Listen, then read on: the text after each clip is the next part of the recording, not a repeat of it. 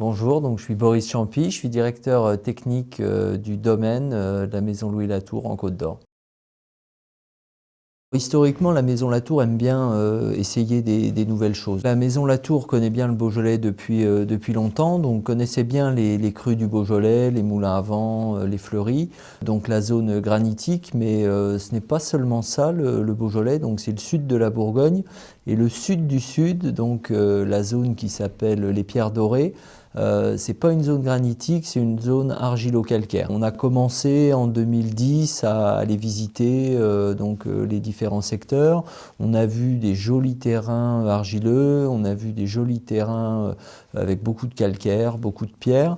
Mais nous, l'objectif, c'était le pinot noir.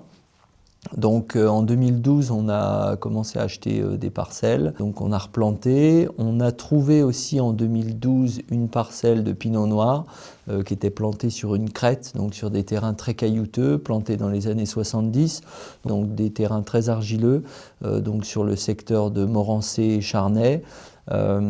Et puis des terrains plus caillouteux sur le village de Thésée, donc il y a pas mal de travail. Aujourd'hui, on a 25 hectares qui ont été replantés, donc qui sont des vignes assez jeunes. Mais on a une grande variabilité d'altitude. Alors aujourd'hui, on s'est mis entre 280 et 320 mètres d'altitude. On est agréablement surpris par les vins puisqu'ils ont des très bonnes acidités. Alors c'est là où on connaît le matériel végétal, on connaît les sols, mais il y a toujours quand même une spécificité quand on implante du pinot sur un lieu donné. Sur la viticulture, on est parti sur du système palissé, comme en Bourgogne, mais on a choisi une densité de plantation un tout petit peu plus faible. Donc on est sur ce qu'on appelle des vignes semi-larges. On va être sur un vignoble qui va ressembler au vignoble d'Alsace ou au vignoble de Saint-Émilion. On est vraiment surpris par le fruité des vins, et dès qu'on a goûté nous-mêmes les vins, on les trouvait très fruités avec des belles structures tanniques. Donc c'est pas forcément ce qu'on attendait au départ. L'acidité supporte vraiment bien le fruit. Donc aujourd'hui, on voit qu'il n'y a pas besoin d'avoir beaucoup d'extraction pour avoir beaucoup de fruits et beaucoup de couleurs. Donc on est plutôt parti sur des vinifications douces.